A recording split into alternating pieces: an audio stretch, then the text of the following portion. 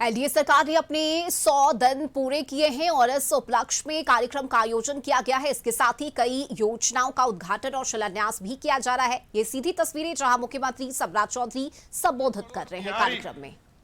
कैसे आत्मनिर्भर बने और बिहार में रहकर अपना जीवन कैसे व्यतीत करें, इस पर काम हम लोगों ने शुरू किया है। वैसे तो जिस सेक्टर को हम लोग छूते थे उसमें काम मिलता था, लेकिन मैं कुछ अनुभव जरूर बताना चाहता हूं साथियों। मैं पहले 15 दिनों में लगभग 11,000 लोगों से मैं मिला। पहला 2-3 दिन तक तो लोगों ने बधाई दिया, उसके बाद जो मिलते थे एक आवेदन के साथ मिलते थे। और मेरा जो विधायक के रूप में काम करने का अनुभव रहा, सरकार में 3 बार मंत्री के तौर पर काम करने का मौका मिला। नीतीश जी के नेतृत्व में 2 बार उप मुख्यमंत्री हमारी पार्टी भारतीय जनता पार्टी ने मौका दिया। तो जो अनुभव था कि जब भी हम लोग गांव जाते थे तो मुखिया जी को भी वही आवेदन मिलता था, विधायक जी को भी वही आवेदन मिलता था, सांसद जी को भी वही आवेदन मिलता था। और गलती से यदि मुख्यमंत्री जी भी उस कार्य गांव में चले गए तो उसी आवेदन को प्राप्त करते थे, और जब प्रधानमंत्री जी भी जाएंगे तो वही आवेदन मिलता था। मैंने एक व्यवस्था खड़ा किया जिसकी चर्चा हमारे साथियों ने किया आपके बीच। सहयोग शिविर, हम सहयोग करने गए और हम लोगों ने तय किया यह पूरा डिजिटल होगा और इसकी पूरी व्यवस्था को हम लोगों ने डिजिटल तौर पर खड़ा किया। आज बिहार के 534 ब्लॉक में एक साथ हम सहयोग शिविर लगाते हैं और 534 ब्लॉक में जब लोग कोई आवेदन देता है, क्योंकि उसके पोर्टल भी हैं, उस पर भी उपलब्ध करा सकता है, तो जिस दिन आवेदन देता है तो लोग ये चिंता करते थे कि फाइल घूमता रहेगा, कभी डीएम साहब के पास, कभी एसडीओ साहब के पास, कभी बीडीओ साहब के पास। मैंने पूरे फाइल को घूमना बंद करा दिया और मैंने कहा बिहार की जनता की समस्या का निदान करना है, और निदान करने के लिए एक व्यवस्था खड़ा किया कि जिस दिन आवेदन प्राप्त होगा उसके 10 दिन के अंदर यदि हमारे कर्मचारी पदाधिकारी यदि आदेश नहीं करेंगे तो मेरे कार्यालय से, मुख्यमंत्री कार्यालय से 11वें दिन उनको पहला नोटिस हम देने का काम करते हैं। और मैंने देखा कि अभी तक लगभग 7 लाख से अधिक आवेदन प्राप्त हुए, जिसमें से 90% आवेदन हमारे निष्पादित किए जा चुके।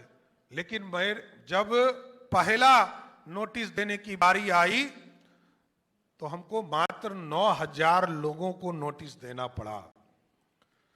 दूसरा नोटिस अभी तक 350 लोगों को देना पड़ा, और पिछले महीने का जो रिपोर्ट है, तीसरा नोटिस अभी तक मात्र 4 लोगों को देना पड़ा। 30 दिन किसी ने पार नहीं किया। लेकिन समीक्षा के दौरान यह हम लोगों को सूचना प्राप्त हुई कि हमारे साथी जो जाते हैं, आवेदन देते हैं, उसका निष्पादन कुछ लेवल पर नहीं हो पाया। ऑर्डर तो हुए, निष्पादित नहीं किया गया। तो मैंने इसलिए एक व्यवस्था खड़ा किया। वैसे तो महीने में हमने 4 दिन इस पूरी व्यवस्था को खड़ा किया है। पहला मंगलवार हम जनता के बीच में प्रखंड लेवल पर हम लोग कार्यक्रम करते हैं, लोगों के बीच में शिविर लगाते हैं। दूसरे मंगल को मैं स्वयं सुनता हूं, और इसलिए सुनता हूं कि यदि कोई वीडियो लेवल पर कार्रवाई हुई, एसडीओ ने भी गलत किया, जिलाधिकारी से के आदेश से भी संतुष्ट नहीं है, कमिश्नर के भी आदेश के बाद संतुष्ट नहीं है, विभागीय सचिव के भी आदेश से संतुष्ट नहीं है, तो जनता का ये भाई जो सम्राट चौधरी पटना में बैठा है, इसको सुनने का काम करेगा और इसको निष्पादित करने का काम करेगा। हम छोड़ नहीं सकते। जनता की आकांक्षाओं को पूरा करना हमारा धर्म है। जनता के लिए जो काम हो सकते हैं उसको करना है। लेकिन साथियों, आपको मैं जरूर बताना चाहूंगा, यहां हमारे सभी माननीय साथी बैठे हैं, सब लोग लगातार सभी अपने विभाग को बढ़ाने का काम कर रहे हैं। जिस विभाग को देखिएगा उस विभाग में लाखों करोड़ रुपए खर्चे करके बिहार की जनता का भलाई करने का काम किया जा रहा है। आप देखिएगा, ग्रामीण विकास को देखिए। ग्रामीण विकास अकेले जी राम जी के कार्यक्रम 2 जुलाई से शुरू हुआ है और बिहार में लगभग 10,000 करोड़ रुपया ग्रामीण सेक्टर में खर्चे होंगे। पंचायती राज के माध्यम से लगभग 52,000 करोड़ रुपया आगे खर्चा होने वाला है। तो 5 साल में 52,000 करोड़ खर्चे होंगे, तो प्रत्येक साल 10,000 करोड़ रुपया नीचे जनता की मूलभूत सुविधा को पहुंचाने का काम करना है, गरीबों को न्याय मिल सके। इसलिए हम लोगों ने जब बैठक किया तो कई साथियों का आवेदन आता था, कभी माननीय विधायकों की चर्चा में आता था कि हमको गांव में गरीब मिलते हैं जिनके पास राशन कार्ड नहीं है। तो हम लोगों ने तय किया कि एक अभियान चलाकर पूरे बिहार में 1 करोड़ लोगों को राशन कार्ड से जोड़ने का काम करेंगे सर। और जब पिछले साल आदरणीय मुख्यमंत्री नीतीश कुमार जी के नेतृत्व में पूरे बिहार के आम लोगों के बीच में जब यह संवाद शुरू किया गया और लोगों से यह चर्चा किया गया कि गरीबों के जीवन में कैसे बदलाव आ सकता है, तो हमारी महिला बहनों ने बताया था कि एक तो रोजगार करने के लिए राशि उपलब्ध कराइए, और आदरणीय मुख्यमंत्री रहे नीतीश कुमार जी ने 1,81,00,000 हमारी जीविका दीदियों को रोजगार करने के लिए राशि उनके खाते में पहुंचाने का काम किया सर। और आप सोचिए, दुनिया में कहीं कोई ऐसा देश नहीं मिलेगा कि यदि बिहार को दुनिया के लेवल पर कर दिया जाए तो हमको लगता है कि 10-12 देश ही हमसे बड़े होंगे। हम इतनी बड़ी आबादी में हैं।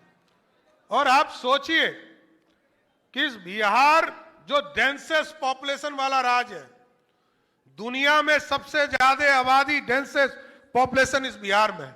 हमसे आगे पीछे छूट गया बांग्लादेश, हमसे पीछे छूट गया इंडोनेशिया, और दुनिया में इतनी बड़ी आबादी इस राज्य में रहता है।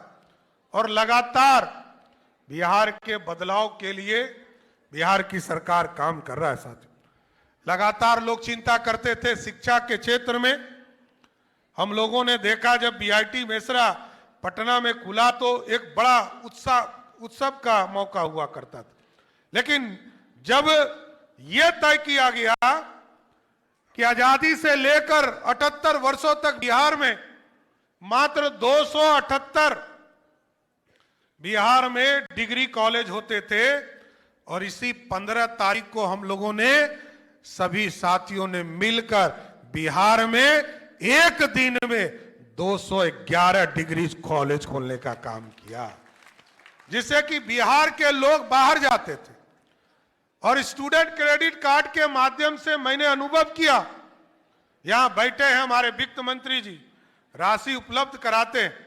दूसरे राज्यों में हमारे बच्चे जाते थे हायर एजुकेशन के लिए, कॉलेज की पढ़ाई के लिए, और मैंने देखा अमेठी के लोग मिलने आए हमसे, तो उन्होंने बताया कि लगभग 40,000 से अधिक बच्चे हमारे कॉलेज में पढ़ते हैं।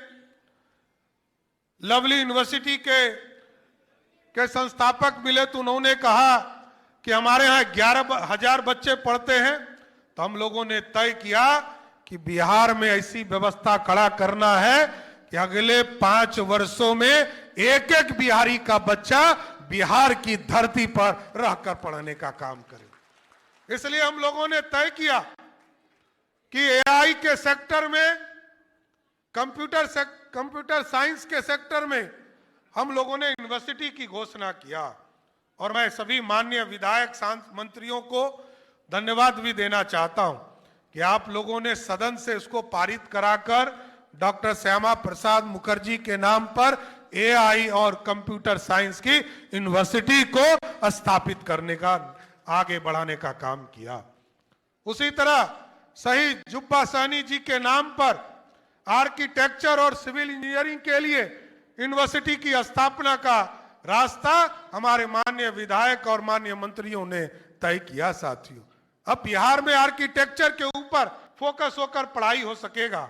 और साथ ही साथ जननायक कर्पूरी ठाकुर जी के जो हमारे स्मारक है, उसमें भी हम लोगों ने तय किया है कि वहां पर एक शोध संस्थान हम बनाएंगे जो कर्पूरी जी के जीवन पर आधारित करने का काम करेगा।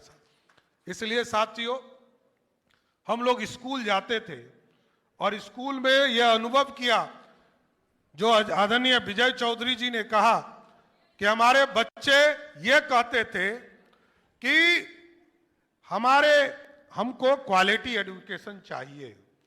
और जब हम लोग स्कूलों में पहुंचना शुरू किए तो हम लोगों ने स्वयं अनुभव किया कि उन बच्चों को मॉडल स्कूल की व्यवस्था की जरूरत है। और आदरणीय पूर्व मुख्यमंत्री नीतीश कुमार जी ने यह जब घोषणा किया था कि सभी ब्लॉक में हम डिग्री कॉलेज के साथ साथ मॉडल स्कूल भी खोलेंगे, तो आज आपको बताते हुए खुशी हो रही है कि आज बिहार के 551 स्कूलों को हम लोगों ने मॉडल स्कूल बनाने का काम शुरू कर दिया साथ। और अब तो लाइव क्लासेस भी चल रहे हैं। और सरकारी स्कूल के बच्चियां अभी आपको बता रही थी कि किस तरह उनके जीवन में बदलाव आ रहे हैं। और अब तो ऐप भी हम लोगों ने उनके साथ जोड़ना शुरू कर दिया है। अभी तक शिक्षक सबको घरों में ट्यूशन पढ़ाने जाते थे और अब डिजिटल के माध्यम से हम लोगों ने बिहार स्कूल लाइव क्लासेस शुरू किया है, जिसके माध्यम से बिहार के सभी छात्रों को अपने घर में रहकर उनको सीधा टीचर की फैसिलिटी ऑनलाइन देने का काम हम लोगों की सरकार कर रही है सर। इसलिए कई चीजें हम लोगों ने शिक्षा के केंद्रों, और जब 2024 में आपके आशीर्वाद से देश में तीसरी बार इस देश के प्रधानमंत्री बने आदरणीय नरेंद्र मोदी जी, तो वो जब नालंदा की विरासत को लौटाने आए थे, जिसको आज से 2000 वर्ष पहले इस भारत का जो इतिहास था, अखंड भारत का सपना जो था, नालंदा के इतिहास को 1000 वर्ष पहले जिसको जलाने का काम किया गया आतंकियों के माध्यम से, उसको फिर से आदरणीय मोदी जी और नीतीश जी ने स्थापित किया। उस दिन उन्होंने कहा था कि नालंदा तो अब स्थापित हो गया, अब विक्रमशिला को भी स्थापित करो, उसका काम को भी बढ़ा रहे साथ। और आज गर्व से कह सकते कि भागलपुर जब हम लोग गए थे और जब डिग्री कॉलेज का उद्घाटन कर रहे थे, उसी दिन हम लोगों ने जो जमीन हम लोगों को हस्तांतरित करना है विक्रमशिला यूनिवर्सिटी के लिए, उसको उन लोगों को हैंडओवर करने का काम, लगभग 220 एकड़ जमीन विक्रमशिला यूनिवर्सिटी के लिए देने का काम किया है साथ। इसके साथ साथ साथियों, बिहार टाउनशिप में बहुत पीछे छूट गया था। नीतीश कुमार जी के नेतृत्व में हम लोग 2 साल से इसका वर्कआउट शुरू किए थे। ऐसा नहीं है कि आज की सोच है और तुरंत हम लोगों ने इसको किया है। हम लोग पिछले 2 वर्षों से इस काम को लगे थे। आदरणीय प्रधानमंत्री जी मिलते थे, कहते थे कि देश के किसी भी कोने में आप जाओ तो आपको अर्बन टाउनशिप दिखेगा, लेकिन बिहार जब आता हूं तो लगभग 11% 12% ही टाउनशिप में लोग रहते हैं। और वो भी इतिहास के पन्ने में जब देखते हैं तो 60 और 70 के दशक में ही कंकड़बाग बना था। और जब बना था तो लोग ये कहते थे कि एशिया का सबसे बड़ा टाउनशिप कंकड़बाग है, और आज हम बहुत पीछे छूट गए उस सेक्टर में। नीतीश कुमार जी के नेतृत्व में ये निर्देश हुआ, इस काम को आगे बढ़ाना है। हम लोगों ने इसको आगे बढ़ाया, और आज मैं गर्व से कह सकता हूं कि जिस मगध की कल्पना इस भारत ने की थी, पाटलिपुत्रा के नाम पर एक बड़ा टाउनशिप बनाने का काम शुरू किया है। बाबा हरिहर नाथ के नाम पर हरिहर नाथपुर बनाने का काम शुरू किया है। गया जी में मगध के नाम पर टाउनशिप बनाना शुरू किया है, क्योंकि हमारी विरासत, हमारा जो पुराना इतिहास है, इसको फिर से जमीन पर स्थापित करना है साथियों। मुंगेर में अंक के नाम पर, भागलपुर में विक्रमशिला के नाम पर, और पूर्णिया में माता पूर्णिया पूरन देवी के नाम पर हम लोग पूर्णिया का टाउनशिप बना रहे हैं। सहरसा में कोसी के नाम पर, वो इलाका पूरा कोसी कहलाता है। और मां जानकी के जन्म स्थान पर जो मिथिला का पूरा पहचान है, गया दरभंगा में हम लोगों ने मिथिला के नाम पर किया है। और मां सीता।